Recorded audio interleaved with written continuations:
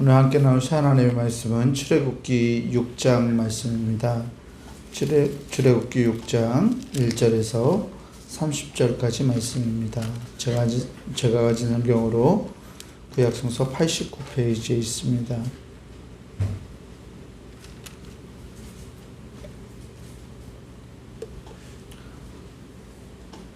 구약성서 89페이지 출애굽기 6장 1절에서 30절까지 말씀입니다.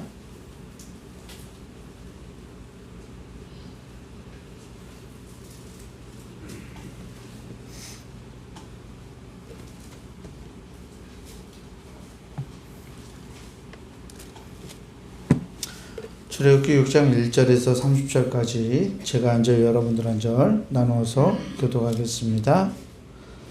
여호와께서 모세에게 이르시되 이제 내가 바로에게 하는 일을 내가 보리라. 강한 손으로 말미암아 바로가 그들을 보내리라. 강한 손으로 말미암아 바로가 그들을 그의 땅에서 쫓아내리라. 하나님이 모세에게 말씀하여 이르시되 나는 여호와이니라.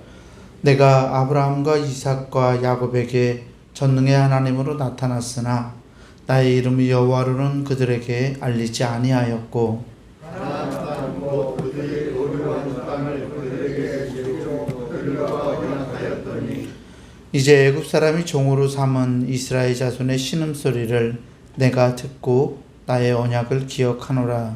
그러므로 이스라엘 자손에게 말하기를 나는 여호와라. 내가 애굽 사람의 무거운 짐 밑에서 너희를 빼내어 그들의 고역에서 너희를 지키며 편 칼과 여러 심판들로서 너희를 속량하여 너희를 내 백성으로 삼고 나는 너희의 하나님이 되리니 나는 애굽 사람의 무거운 짐 밑에서 너희를 빼낸 너희의 하나님 여호와인 줄 너희가 알지라. 내가 아브라함과 이삭과 야곱에게 주기로 맹세한 땅으로 너희를 인도하고 그 땅을 너희에게 주어 기업을 삼게 하리라. 나는 여호와라 하셨다. 모세가 이와 같이 이스라엘 자손에게 전하나 그들이 마음의 상함과 가혹한 노역으로 말미암아 모세의 말을 듣지 아니하였더라. 여호와께서 모세에게 말씀하여 이르시되 들어가서 애굽 왕 바로에게 말하여 이스라엘 자손을 그 땅에서 내보내게 하라. 모세가 여호와 앞에 아뢰어 이르되 이스라엘 자손도 말에 듣지 아니하였거든. 바로가 어찌 들으리이까. 나는 입이 둔한 자이니이다. 여호와께서 모세와 아론에게 말씀하사 그들로 이스라엘 자손과 애굽 왕 바로에게 명령을 전하고 이스라엘 자손을 애굽 땅에서 인도하여 내게 하시니라. 그들의 자녀들아 집에 벌을 이러하니라. 이스라엘의 장자 루벤은 가독과 바로와 헤스론과 갈미 이들은 루벤의 족장이요. 시므온의 아들들은 여무엘과 야민과 우앗과 야간과 소알과 가나안 여인의 아들 사울이니 이들은 시므온의 가족이요. 레위의 아들들의 이름은 그들의 족보대로 이러하니 게르솜과 고핫과 므라리요. 레위의 나이가 137세였으며 게르손의 아들들은 그들의 가족대로 림니와 시므이요. 고핫의 아들은 아브람과 이스라엘과 헤브론과 우시이요. 고핫의 나이가 133세였으며 무라리의 아들들은 마올리와 무시니 이들은 그들의 족보대로 레위의 족장이요. 아브람은 그들의 아버지 이스라엘을 안성하게 하였고 그는 아론과 모세를 낳았으며 아브람의 나이는 137세였으며 이스라엘의 아들들은 고라와 네벡과 시글이요. 우시의 아들은 미사엘과 엘사반과 시즈리요. 아론은 암미나답의 딸 나손의 누이 엘리세바를 아내로 맞이하였고 그는 나답과 아비우와 엘르아살과 이다말을 낳았으며 고라의 아들은 사사와 데라와 아비아살이니 이들은 고라의 족장이요. 아론의 아들 엘르아살은 부디엘의 딸 중에서 아내를 맞이하였고 그는 비느하스를 낳았으니 이들은 레위 사람의 조상을 따라 가족의 어른들이라. 이스라엘 자손을 그들의 인대대로 땅에서 인도하라 하신 여호와의 명령을 받은 자는 이 아론과 모세요. 애굽왕 바로에게 이스라엘 자손을 애굽에서 내보내라 말한 사람도 이 모세와 아론이었더라. 여호와께서 땅에서 모세에게 말씀하신 날에 여호와께서 모세에게 말씀하여 이르시되 나는 여호와라. 내가 내게 이르는 말을 너는 애굽왕 바로에게 다 말하라. 모세가 여호와 앞에서 말하되 나는 이미 두란 자 이웃 바로가 어찌 나의 말을 들으리까. 아멘. 아멘. 주님께서 주시는 은혜와 평강이 오늘 거룩한 주일 하나님께 나아가는 우리 모든 교우들에게 함께하기를 주의 이름으로 축원합니다. 오늘 우리가 읽은 이 출애굽기 6장에는 몇 가지 사항을 다루고 있는데요. 먼저 이전에 5장까지 있었던 사건을 통해서 하나님께서 모세에게 소명이라는 것을 주셨는데 이 소명을 재차 확인하고 있는, 다시 한번 하나님이 이 소명을 확신시켜주는 그런 사건이 먼저 등장하고요. 그리고 족보가 등장하고 뜬금없이 모세와 아론의 족보가 나옵니다. 그리고 28절에서부터 다시 하나님의 이 부르심에 모세가 거절하는, 그것을 거부하는 말이 적혀 있습니다. 이전에 하나님께서 이스라엘 백성들을 구원할 사람으로 이 모세에게 소명을 주셨는데 왜 다시 이 소명을 다시 한번 재차 모세를 보내고 계실까요? 두 번째 이렇게 모세를 보내게 되는 것은 모세가 자신이 받았던 그 처음 소명을 어떤 면에서 제대로 이 소명을 감당하지 못했기 때문이기도 했습니다. 여러 가지 이 소명, 모세의 소명과 관련해서 여러 가지 사람들이 나오죠. 바로가 나오고 모세가 나오고 백성들이 나옵니다. 그리고 하나님께서 나오시는데 첫 번째 모세가 나아갔다가 일어나게 된 변화로 인해서 5장에서 일어났던 그 변화로 인해서 이 네 주체들의 상황이 다 변하게 되죠. 그래서 이 네 명의 마음이 네 부류의 마음이 다 바뀌게 됩니다. 우선 모세는 실망을 품었을 거라고 생각합니다. 하나님 보내셔서 이스라엘 백성들 바로에게 말하러 갔더니 바로가 어떻게 되었습니까? 바로가 더욱 강팍하게 되어서 강제 노역을 시키게 되었죠. 노역이 더 강화하게 되었어요. 그래서 백성들의 삶이 더 피폐해지게 되었습니다.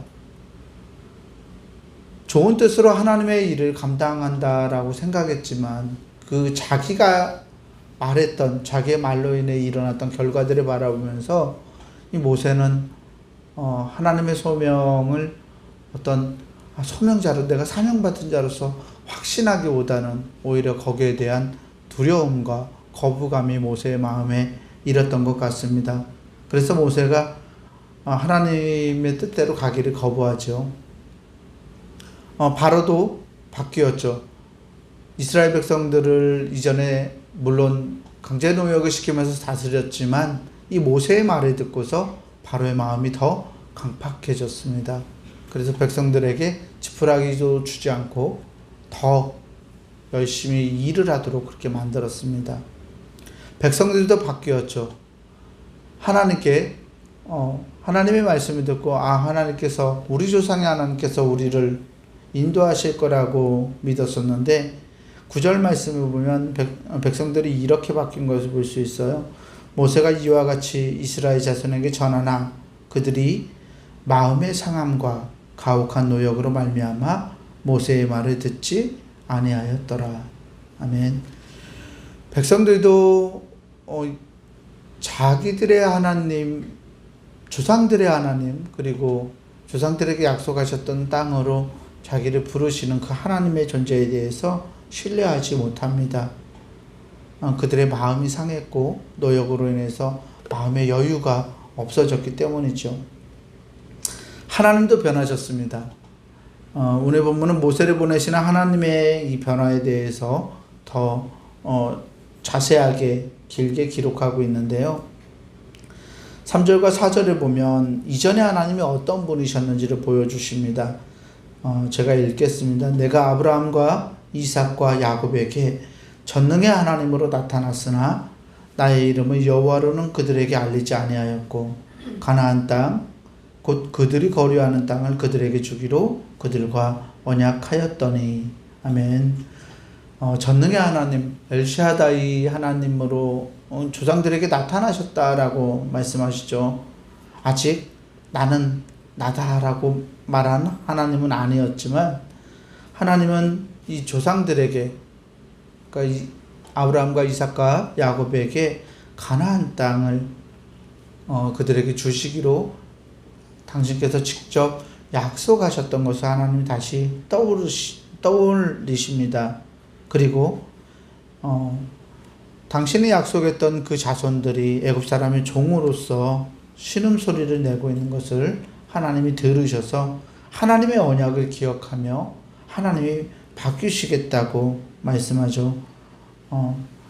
7절과 8절 말씀을 보면 너희를 내 백성으로 삼고 나는 너희의 하나님이 되리니 나는 애굽 사람의 무거운 짐 밑에서 너희를 빼낸 너희의 하나님 여호와인 줄 너희가 알지라. 아멘. 이스라엘 백성들은 나의 백성으로 삼고 이스라엘 백성들의 하나님이 되시겠다라고 말씀하세요. 그리고 하나님이 되시겠다고 하나님이 마음을 품으시고 어렵고 힘들고 무거운 상황에 있는 이스라엘 사람들의 그 상황 속으로 하나님께서 들어가십니다. 그래서 너희를 빼내서 너희의 하나님 여호와인 줄 너희가 알게 하겠다라고 하나님이 선언하시죠. 8절에도 내가 아브라함과 이삭과 야곱에게 주기로 맹세한 땅으로 너희를 인도하고 그 땅을 너희에게 주어 기업을 삼게 하리라. 나는 여호와라 하셨다 하라. 하나님이 조상들에게 하신 약속을 지키시고 자기 백성을 비참하면서 벗어나게 하셔서 약속하셨던 그 땅으로 하나님의 나라로 가나안 땅으로 인도하시겠다고 하나님이 말씀하십니다. 백성에 대해서 하나님이 스스로의 의무를 지시겠다고 약속하세요. 이제는 하나님이 직접 백성들과 관계를 회복시키시겠다고 하나님이 약속하셨습니다. 이 약속이 오늘 우리에게도 유효하고 우리에게도 신뢰와 확신이 되는 약속이 되기를 소망합니다. 하나님은 우리의 모든 상황을 아시는 분이시죠. 우리의 고통과 우리의 부르짖음과 우리의 탄식을 들으시고 우리 가운데 임하시는 분이십니다. 그 하나님이 우리를 그 고통 속에서 우리가 만나는 수많은 어려움들 속에서 빼내시겠다고 하나님은 약속하십니다. 그리고 그것을 신뢰할 수 있는, 실행할 수 있는 능력이 있는 분이신 줄 믿습니다. 그 하나님을 신뢰하고 나아갈 수 있는 우리 모두가 되기를 주의 이름으로 간절히 축원합니다.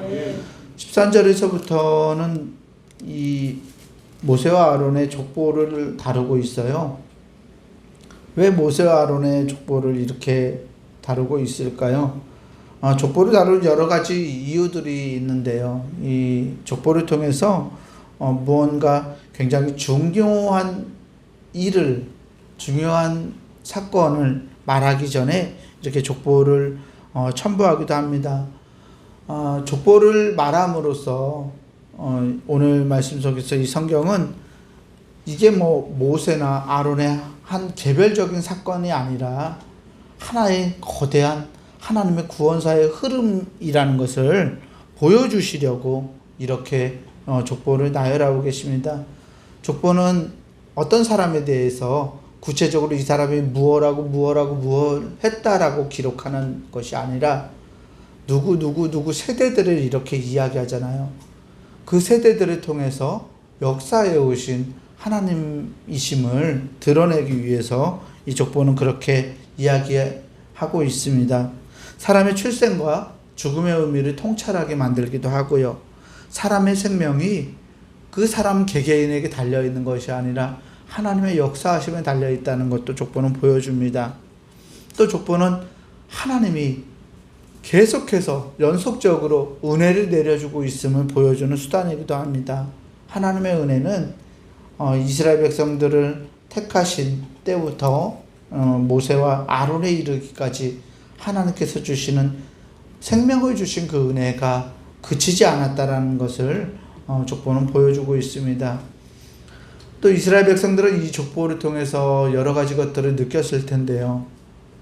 이스라엘 백성들에게는 사실 이 제사장들하고, 후대 이스라엘 백성들은 제사장들하고 일반 레위지파의 사람들하고 어떤 넘을 수 없는 벽이 있었어요. 그러니까 레위지파라고 해도 이 제사장 가문들은 가장 뛰어난 사람들, 가장 훌륭하고 이스라엘 공동체를 이끌어가는 사람이라는 생각이 있었고요. 그보다 못하다, 레위지파 사람들은 그보다 못하다라는 생각을 가지고 살아갔었어요.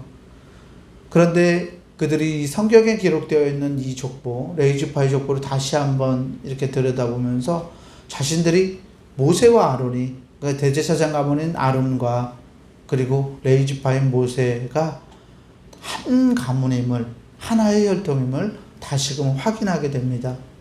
그래서 이 레위지파의 사람들이 이것을 보면서 가지고 있었던 열등감이나 이 제사장 가문에 대해서 가지고 있었던 어떤 그런 마음들을 풀어지게 되고요. 또 제사장 가문도 우리 가문이 이스라엘을 이렇게 이끌고 있지라고 하던 이 자부심이나 이 자만심을 조금은 내려놓고 자기들이 하나님을 함께 섬기는 하나의 형제요, 하나의 지파라는 것을 기억하게 되는, 다시금 상기하게 되는 그러한 의미를 가지고 있습니다. 그래서 이 말씀을 보면서 특별히 이 출애굽기 6장 말씀이 제사장 가문에 의해서 쓰여졌던 그러한 글인데요. 이 레위지파의 이 족보를 통해서 자신들의 입장을 다시 한 번 더 확인하게 되고 서로가 같은 혈통으로, 같은 가문으로서 형제되었다는 것을 기억하며 이스라엘 공동체를 화해하게 하는 그러한 기능을 이 족보는 가지고 있습니다. 족보를 이렇게 말한 이후에 하나님이 모세에게 이렇게 말씀하시죠. 29절에 나는 여호와라, 내가 내게 이르는 말을 너는 애굽 왕 바로에게 다 말하라 라고 다시 한번 모세에게 소명을 주십니다. 마지막 절에 모세가 이렇게 대답합니다. 모세가 여호와 앞에서 아뢰되 나는 입이 둔한 자이오니 바로가 어찌 나의 말을 들으리이까. 아멘. 하나님이 그렇게 당신에 대해서 설명하셨는데, 애써서 하나님이 그렇게 말씀해 주셨는데, 내가 너희 백성의 하나님이 되겠다고 약속하셨는데 모세는 아직도 나는 입이 둔합니다. 바로가 어찌 나의 말을 듣겠습니까? 라고 말합니다. 모세의 마음속에 있었던 어떤 그 상처가 얼마나 컸는지를 보여주고 있기도 하고요. 이 입이 둔하다라는 표현은 단순히 말을 잘 못하다, 말이 어눌하다라는 표현일 뿐만 아니라 감추어져 있는 의미가 있는데요. 그것은 입이 둔하다라는 말은 지혜가 부족하다라는 말이기도 합니다. 왜냐하면 말에는 그 말을 하는 사람의 지혜, 그 생각이 녹아들어 있기 때문에 그렇습니다. 그래서 단순히 이것이 모세의 언변이 어눌하다라는 것을 의미하는 것이 아니라 모세의 말에, 자기의 말에 능력과 지혜가 부족하다라는 것을 모세가 드러내고 있는 말입니다. 그러니 바로가 어찌 내 말을 듣겠습니까? 라고 말하죠. 거부하는 것 같지만 사실 어떤 의미에서 이것은 하나님, 내가 능력과 지혜가 부족합니다. 능력과 지혜를 주옵소서라고 속으로, 모세의 속마음은 그런 마음이었으리라고 생각합니다. 사랑하는 성도 여러분, 우리가 말을 잘해서 우리의 능력이 뛰어나서 우리가 지혜로워서 하나님이 우리를 사명자로 사용하는 것이 아닌 줄 압니다. 우리를 사명자로 부르신 이유는 하나님께서 우리를 그렇게 쓰시고 우리에게 능력을 주시고 지혜를 주시고 힘을 주시겠다라는 하나님의 의지가 들어있음을 말씀을 통해서 발견합니다. 하나님께서 내게 사명 주셨을 땐 이걸 감당할 힘을 주신다는 것을 우리가 확신하면서 주어진 사명에 기쁨과 감사함으로 순종하며 하나님께 영광 돌릴 수 있는 우리 모두가 되기를 주의 이름으로 간절히 축원합니다. 기도하겠습니다. 은혜로우신 아버지 하나님 감사합니다. 하나님 부족한 저희들에게도 사명의 길을 허락하시고 주님의 놀라운 사명을 감당할 수 있는 능력과 은혜로 우리를 이끌어 주시니 감사합니다. 우리가 늘 부족하지만 하나님의 도우심을 확신합니다. 어려움 가운데서 고통 속에서 우리가 처한 모든 상황 속에서 우리를 가장 잘 아시고 가장 선한 길로 우리를 이끄시는 분이 우리 하나님이신 줄 하나님 믿습니다.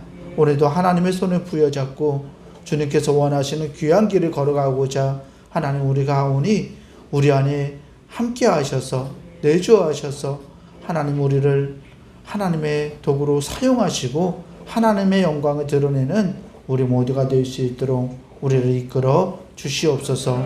감사드리오며 우리 구주 예수 그리스도 이름으로 기도하옵나이다. 아멘.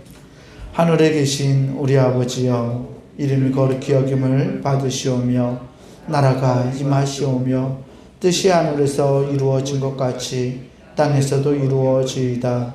오늘 우리에게 일용할 양식을 주시옵고 우리가 우리에게 죄 지은 자를 사하여 준 것 같이 우리 죄를 사하여 주시옵고 우리를 시험에 들게 하지 마시옵고 다만 악에서 구하시옵소서. 나라와 권세와 영광이 아버지께 영원히 있사옵나이다. 아멘.